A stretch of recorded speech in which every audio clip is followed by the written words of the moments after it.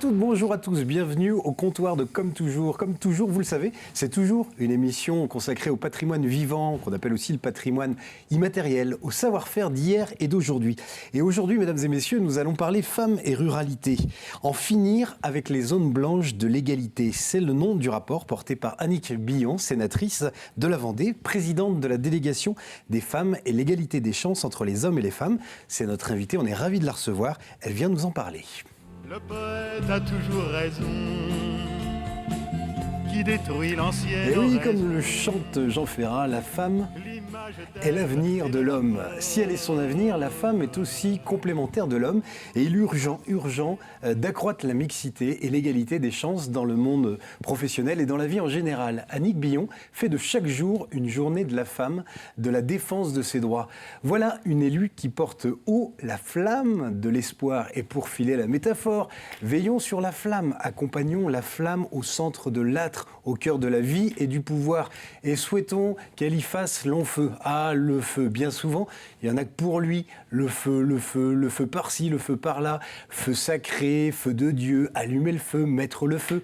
Ah, le feu, il se la pète, surtout l'hiver. Il se gonfle, il s'enflamme, il flambe, il fanfaronne, se fait artifice parfois, prend des allures de maréchal de l'âtre et veut tout commander. Et parfois, renvoyer la flamme au foyer, au fourneau. Mais mince alors, derrière chaque feu ne se cache-t-il pas une flamme ? Pas de feu sans flamme, pas d'amour, pas d'espoir sans flamme, aucun doute. La flamme est l'avenir du feu, tout comme la femme est l'avenir de l'homme. Cette défense, c'est le quotidien de notre invitée. Ah, croyez-moi, elle ne ménage pas ses efforts et son énergie sur ce sujet. D'ailleurs, dire d'Annick Billon qu'elle est une élue de terrain, eh bien, mesdames et messieurs, c'est un pléonasme. Résumer en 20 minutes les nombreuses actions menées lors de la session parlementaire 2021-2022 est une mission impossible. Car ce ne sont pas moins de 23 visites d'entreprises, d'associations, 34 inaugurations, une quinzaine de cérémonies officielles, de réunions organisées, 88 conseils municipaux auxquels elle a participé sur le département. Mais c'est sans compter les heures au Sénat, les invitations sur les plateaux télé ou radio et les heures de travail, comme pour évoquer le rapport qui a tant fait parler de lui il y a quelques mois lors de sa sortie, Porno, l'enfer du décor. Une étude qui fait suite à de nombreuses auditions dans le monde du porno qui disent la noirceur, l'horreur de cette industrie aussi lucrative que nocive. N'oubliez jamais qu'il suffira d'une crise, qu'elle soit politique, religieuse, économique, pour que les droits des femmes soient remis en question.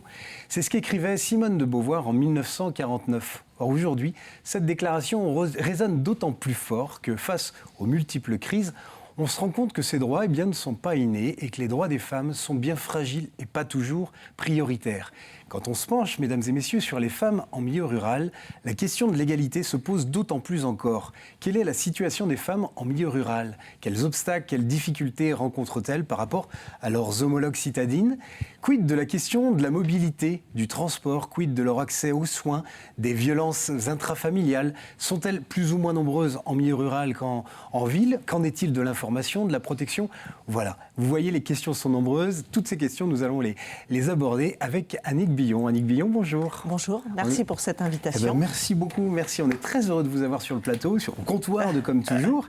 Alors avant de se lancer dans ce vaste sujet, permettez-moi de vous présenter nos deux apibos. Les deux Jean-Pierre, nos deux Jean-Pierre précieux. Jean-Pierre Bertrand d'Art Expo et puis Jean-Pierre Pouvreau du Poucton, au Fenouillet. Voilà. Et alors au menu, monsieur Jean-Pierre Pouvreau, je vois que c'est aussi, je ne sais pas si c'est bon, mais en tout cas c'est très beau. C'est pas bon, c'est très bon, c'est excellent, c'est très iodé, c'est très sain, on peut en manger toute l'année, des crus, des cuites. Ouais. Et comme on sort des fêtes où on a été un petit peu... On a été gâtés au niveau de la nourriture, de toute façon. Ouais. Ah ben, c'est toujours le moment d'en manger 3 mois après, de déguster des huîtres de Beauvoir. Et ça peut se manger chaud. On peut les manger chaudes, farcies, il y a 1000 recettes d'huîtres. Il y a autant de recettes d'huîtres que d'ostriculteurs. Ah, c'est dire. Et les familles d'ostriculteurs avaient toutes une recette d'huître particulière. Ah oui, d'accord, ce qui faisait la signature. Il n'y a pas de limite dans les recettes d'huîtres. Très bien, on verra ça dans un instant. Jean-Pierre Bertrand, un sujet femme en milieu rural, j'imagine que là, il y a pléthore de sujets dans les archives d'Art Expo. Disons que ça a été, pour les enquêteurs que nous étions dans les années 70, une des pistes les plus, j'allais dire, les plus accrocheuses, parce que ces femmes qui étaient nées dans le 19e siècle nous révélaient d'abord ce que l'on ignorait totalement, qu'on ne pouvait même pas imaginer, le rôle de la femme dans la société qui se limitait à être au service des autres, de sa famille, mais aussi le peu de considération sur la valeur des femmes, puisqu'on envoyait les garçons à l'école jusqu'à 13-14 ans, alors que les filles, on les mettait à travailler à 8 ans. Hein. On a des témoignages de femmes qui, à 8 ans, partent au champ, dès la première sortie de l'école, partent au champ. Moi, ma grand-mère, je l'ai questionnée, c'est la première qui m'a ému sur ce sujet. Elle me disait qu'elle est sortie de l'école à 8 ans, en gros, illettrée. Ouais. Et je lui ai dit, mais vous avez... dès qu'il y avait des travaux à faire à la maison, comme j'étais l'aîné, et puis je restais à la maison. Dès qu'il y avait de l'eau sur les marais, je restais à la maison. Ouais. Donc en fait, de l'école, elle n'a rien vu. Quoi. Ouais. Et ça, c'était les conditions féminines à l'époque, qui n'étaient pas sur celles des garçons, puisqu'on les envoyait, eux, on payait même parfois un maître d'apprentissage, alors que les filles, on les plaçait boniches, quoi, enfin la petite servante qui était nourrie, et encore. Quoi. Ah oui, non, il y a un bouleversement énorme. Sociétal. Énorme. Mais il reste à faire, j'imagine. Il reste beaucoup à faire, c'est pour ça qu'on a décidé, il y a un an, de s'emparer de ce sujet, au sein de la délégation aux droits des femmes du Sénat, parce qu'on sait que beaucoup de femmes vivent dans la ruralité, c'est-à-dire des territoires peu denses. La Vendée est un territoire rural. En gros, 88% des communes de France sont des territoires ruraux. Et donc, il y a 11 millions de femmes qui vivent dans la ruralité avec des problématiques, vous l'avez dit, Jérôme, très différentes et parfois des difficultés supérieures pour accéder aux services publics, pour accéder à la formation, pour accéder à l'éducation, pour accéder aux soins, et puis pour l'égalité, et aussi pour l'engagement politique. Vrai, je vais citer un exemple. Un exemple, c'est l'accès aux soins. On sait qu'il y a des cancers féminins qu'il est important de détecter et de prévenir de manière très tôt pour pouvoir être soignés. Des campagnes de prévention, de suivi. Eh bien, 13 départements en France n'ont pas de gynécologue médical. 13 départements. 77 départements sont en deçà de la moyenne qui permettrait un accès normal à un gynécologue. Ça veut dire moins de dépistage, moins de prévention et parfois pas de soins du tout parce que les femmes ne se soignent pas.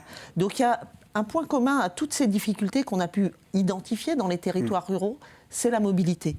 La mobilité est le centre de toutes les problématiques, parce que la mobilité, c'est pouvoir accéder à la formation, c'est pouvoir accéder à l'emploi, c'est pouvoir accéder à des soins, c'est pouvoir accéder à des services publics. Donc, c'est pouvoir emmener des enfants aussi en garde. Tout à fait. Parce que c'est une vraie problématique. Tout à fait, parce que lorsqu'on est élu, par exemple, il y a des besoins de solutions de garde, il y a des besoins de solutions de garde innovantes, et que parfois, dans un couple, il n'y a qu'une seule voiture, et la voiture, elle est pour celui qui travaille. Donc on le voit, le titre, c'est « En finir avec les zones blanches de l'égalité », parce que oui, c'est plus difficile, l'égalité est plus difficile à obtenir dans les zones rurales, et la lutte contre les violences intrafamiliales aussi.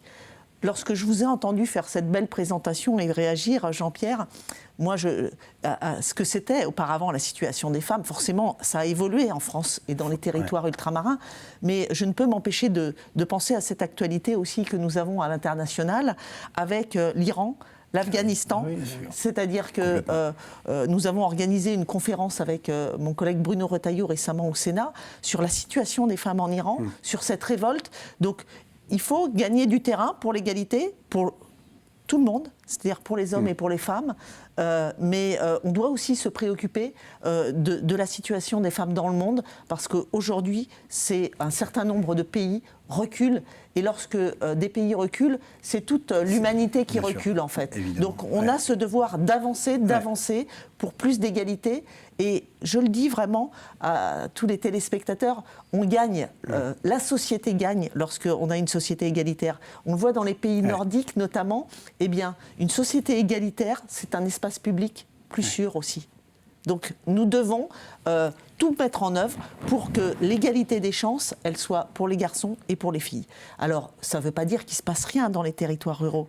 Il se passe des choses, il y a des collectivités, des départements qui investissent dans la mobilité, qui investissent dans des solutions de garde innovantes, mais il faut toujours cranter et avancer pour que les chances soient identiques.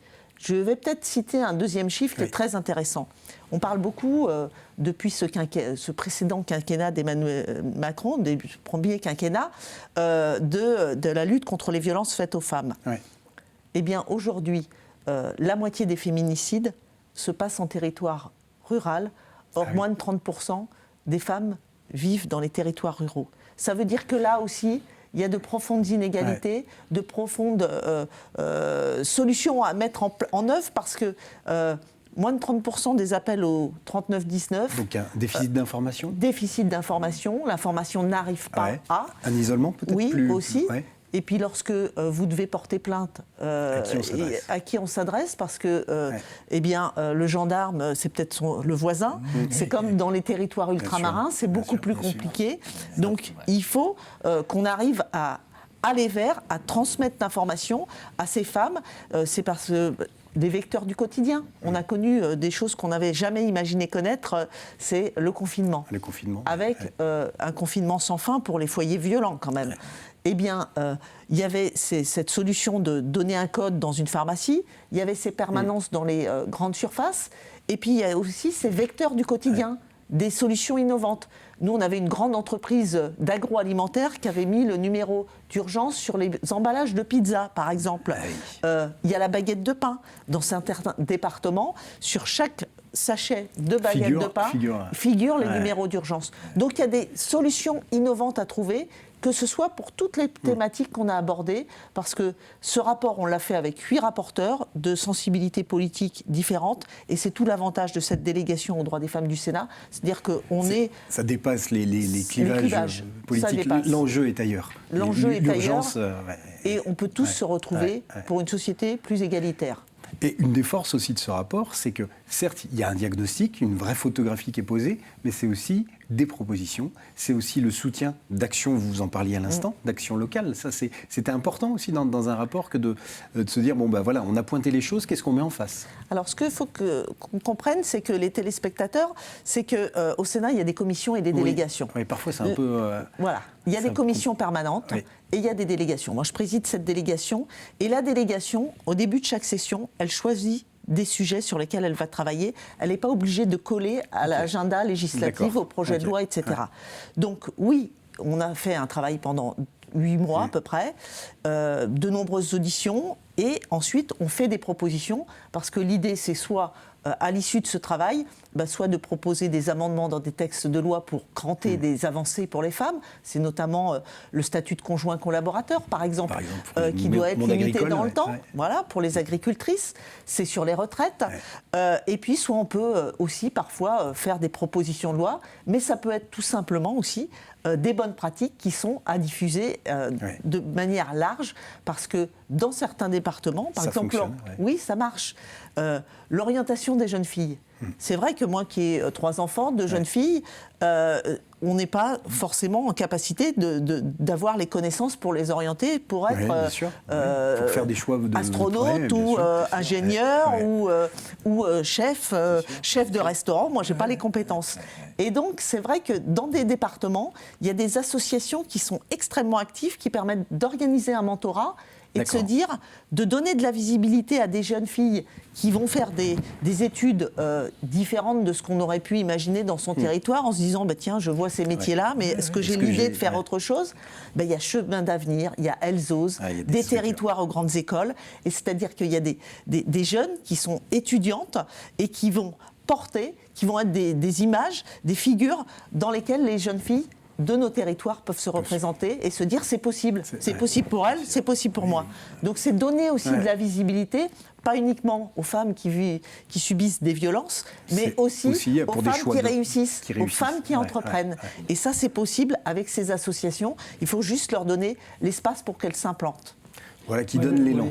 Oui, rapidement. Oui, je voudrais réagir rapidement, mais vous vous investissez dans un moment où l'histoire de la société le permet de le faire. Parce qu'il y a seulement 50 ans, c'était un discours qui n'aurait pas été écouté par le monde rural, puisqu'il y avait le poids des siècles de l'éducation, où pendant des siècles, le poids culturel, le poids culturel, le poids éducatif, entre autres de l'Église, qui mettait bien un schéma en place où les femmes étaient au service de l'homme. Donc tout le monde avait, toutes femmes et hommes compris, avaient pris cette condition comme étant naturelle. C'est pour ça que je dis aujourd'hui, par les médias et tout ce qui permet de faire passer des informations, on peut faire évoluer la société, mais c'est quand même aussi un climat qui permet de le faire. Et ce que vous dites est essentiel.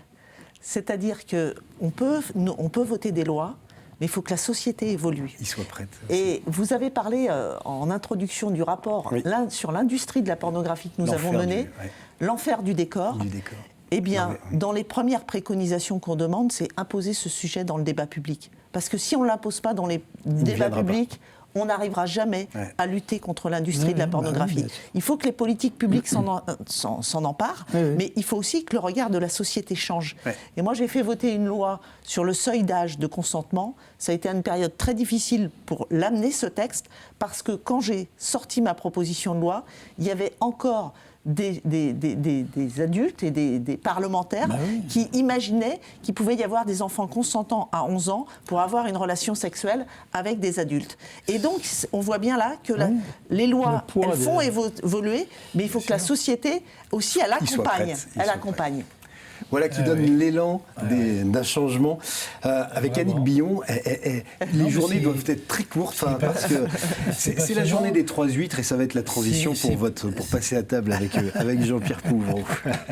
On passe à table. C'est passionnant. Et alors moi, j'ai une vision de mon enfance où mes grands-parents étaient artisans commerçants dans l'alimentaire. Et honnêtement, mon grand-père et ma grand-mère, de mes deux côtés, étaient très très libérés dans leur façon de faire, de se comporter, et de vivre ensemble. Il y avait un équilibre familial où l'homme valait la femme et la femme valait l'homme, et on ne se posait pas la question comme à l'heure actuelle. On a plutôt régressé là depuis un petit moment, parce qu'à cette époque-là, il y avait un équilibre familial qui faisait que tout le monde évoluait de façon saine. Il y avait des exceptions. Chacun doit avoir sa place. Voilà, et chacun avait sa place. Et tout est possible pour tout le monde. Oui, complètement. Oui. Il y avait la morale générale qui gommait éventuellement les dérapages. Alors moi, je suis une famille de 7 enfants. Voilà, donc chacun avait son tour d'eau et de mettre le couvert. Et c'était assez égalitaire, en fait. Oui, il y avait 5 garçons, 2 filles, mais... tout le monde a la même enseigne. Et à propos de couvert, vous voyez, je l'ai dressé le couvert. C'est gentil. Bon, alors qu'est-ce que c'est cette recette? C'est une recette facile. Bon, les recettes, on peut les faire de 1000 façons. Là, pour ceux qui ne savent pas ouvrir les huîtres, là, on les fait ouvrir au four. C'est des grosses huîtres. On peut prendre des triploïdes, parce que les triploïdes, c'est des huîtres asexuées et elles sont toujours pleines, quoi. Alors, elles coûtent un peu plus. Il n'y a quasiment que des triploïdes désormais sur le marché. Ouais, voilà. C'est ma première intervention au Sénat. Ah oui. Il y a 6 ans, 8 ans maintenant. Ah oui. C'était sur les huîtres triploïdes. Sur les triploïdes. Tout à fait. C'est une nouvelle façon d'avoir des huîtres pleines et qui sont très très bonnes. Maintenant, quand on peut trouver de l'huître sauvage, c'est encore un autre parfum, c'est encore mieux. Mais il ne faut pas avoir peur de prendre des triploïdes pour les faire chaudes ou farcies. Et alors, là, en gros, on a fait une petite fondue de poireaux à part. On récupère, on la déglace avec un petit peu de champagne ou un vin blanc de Brême, ça n'a pas d'importance, peut-être un peu de vermouth à la fin, et une fois qu'on a ouvert les huîtres à 180 degrés, alors ce que je mets, c'est pas parole d'évangile, puisque... Non, mais ce qu'il faut comprendre, ça, Jean-Pierre. Au niveau technique, ce qu'il faut comprendre, on a un four d'une telle capacité. Si le four est plein d'huîtres, ce que je vais vous donner là comme temps, il va être complètement à revoir.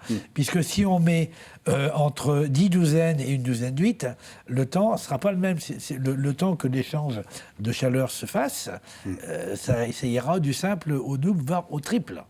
Ah oui, carrément. Voilà. Donc il faut réadapter. Bien sûr. Ouais. Donc c'est une question d'œil. On les met au four. On ne cherche pas encore bon, on reste devant, dès qu'on voit qu'elles baillent, on surveille, on les ouvre, et là, eh ben, il n'y a plus qu'à ouvrir la coquille. Le premier jus d'huître, on le garde, et on met les autres sur une plaque, et après on récupère le deuxième jus d'huître qui est très pur. Et là, à côté, on monte une hollandaise classique, bon, j'ai les proportions, mais... Classique. Bon, oui, bon. C'est facile. Bon, je vais bien vous les donner. Avec Jean-Pierre, tout est facile. Là, il y a 600 grammes de beurre, il y a 12 autres d'œufs bio, parce qu'autrement, les œufs pas bio, les hollandaises, les mayonnaises, ça prend pas bien, le goût est pas là, et ça manque de consistance, de tenue. Ça tient pas. Ça tient pas. Et alors donc, une fois que la hollandaise est montée, et mesdames, on suffit de... Quand la hollandaise est montée, alors On met la fondue de poireau dans l'huître qu'on a décoquillée. Oui. Voilà. On repose ça s'appelle un poisson. On repose le poisson de l'huître dans l'huître, et après, on nappe ça avec la sauce hollandaise qui a été remontée avec du jus d'huître. Et de la chapelure. Et un peu de chapelure, parce que ça rend toujours un petit peu d'eau. Et si on veut une huître bien gratinée, bon, on met de la chapelure. Mais vous pouvez très bien la déguster simplement avec la fondue de poireau sans hollandaise et simplement une pointe de beurre. Ça sera très bon aussi. Parce que l'originalité de la veste et des lunettes se retrouve dans l'assiette. La fantaisie, madame, la fantaisie. La fantaisie, inconsciemment, oui. Et même au niveau des goûts, c'est plein de goûts surprenants. Mais la vie, autrement, elle est d'une tristesse. On est tous pareils. C'est vrai. Ça, alors moi j'ai un mari cuistot, mais il fait à manger, donc c'est pas très égalitaire, les répartitions, mais il n'est pas aussi original dans la tenue vestimentaire. Donc il y a des la tenue, c'est qu'un accessoire. Vous lui donnerez l'adresse, Jean-Pierre. C'est qu'un accessoire. Eh bien, d'un Jean-Pierre à un autre, un Jean-Pierre peut cacher un autre Jean-Pierre. On va tout de suite passer à la chronique, après la chronique à table, de bouche à oreille, puisqu'il est question de pêche, je crois. C'est à Jean-Pierre Bertrand. Je suis allé simplement sur les indications de votre attaché parlementaire, visiter le Sénat pour voir ce qui s'y passait. Ce n'est pas des lieux où on va tous les jours. Et donc, j'ai visionné un certain nombre de vos interventions, voilà, tout simplement. Et donc, j'en ai sélectionné 2. La première qu'on va voir, c'est quand vous défendez le rapport. Votre rapport. On sent, comme on dit vulgairement, la niaque. Donc c'est très agréable. Donc on va écouter. Eh bien, on écoute. Monsieur le Président, Madame le Ministre, mes chers collègues, l'objectif principal de cette proposition de loi est, selon ses auteurs, de faire prendre conscience que la prostitution est une violence à l'égard des personnes démunies et une exploitation des plus faibles par des proxénètes, qu'ils agissent de manière individuelle ou dans des réseaux réalisant des profits très élevés, la traite se cumulant souvent avec d'autres trafics. Ce texte apporte un certain nombre d'avancées sensibles en améliorant la situation des prostituées et en sensibilisant le public aux réalités de la prostitution. Cette proposition comporte des dispositions protectrices à l'égard des victimes de la prostitution. Nous nous félicitons à cet égard de l'introduction d'un parcours de sortie de la prostitution. Ces victimes, ainsi qualifiées par le texte, sont en effet avant tout victimes du chômage et de la misère sociale, en France ou ailleurs. Sortir de la prostitution nécessite alors d'avoir de véritables perspectives d'avenir. Alors, un autre sujet, peut-être, oui. Oui, la deuxième séquence, c'est... ça m'a surpris de vous voir de bonne heure, même très tôt, quasiment presque la nuit, embarquer pour aller à la pêche aux crevettes. Ouais. Je dis bravo, parce qu'il faut quand même oser. J'ai fait beaucoup de voiles et de navigation avec mes parents jeunes. Parce que, j'adore partir en mer. Quelques fois en mer, c'est j'adore. Le bonheur. Bon. Partons, la mer est belle. Eh ben voilà, il n'y a pas meilleure transition pour visionner. Voilà. Madame la Présidente, Madame la Ministre, Madame la rapporteure, chère Marie-Pierre, Monsieur le Président de la Commission, mes chers collègues. Le texte que nous examinons aujourd'hui a pour objectif de lutter contre la précarité de 2 catégories de personnel de l'éducation nationale, les accompagnants d'élèves en situation de handicap et les assistants d'éducation. À la rentrée dernière, l'éducation nationale recensait 132 000 AESH, dont 93% de femmes. Les AESH et les AED n'ont pas tout à fait les mêmes missions, mais les uns comme les autres sont confrontés à des conditions de travail extrêmement précaires. Parmi les causes de cette précarité, je citerai les conditions de recrutement, 80% sont recrutés en CDD, Le temps partiel, seuls 2% des AESH disposent d'un emploi à temps plein. Pour la majorité, ce temps partiel est un temps partiel subi, obligeant certains à cumuler plusieurs emplois. La rémunération n'est en moyenne que de 850 € mensuels. La formation, actuellement 60 heures de formation, sont prévues par les textes. Ces heures qui peuvent se réaliser à la fois en présentiel ou à distance, a priori, s'apparentent plutôt à une boîte à outils. Bon, Annick Billon, on le voit, il n'y a pas de quoi s'ennuyer. Non. J'imagine vous passez d'un sujet à un autre avec quand même ce rapport dont vous êtes venu nous parler. On vous en remercie. On espère qu'il y a un après-rapport. C'est bien accueilli au sein du Sénat, le rapport ? Les propositions qu'on fait ont vocation à continuer à être proposées dans les différents départements. Et j'ai été dans la Vienne, j'ai été en Normandie avec les rapporteurs et on va continuer à travailler pour que l'égalité ne soit pas un slogan. Eh ben, bon vent et merci pour tout. Merci pour l'invitation. Merci à vous, Annick. les Jean-Pierre. Au revoir. Merci. Un vrai plaisir. Super.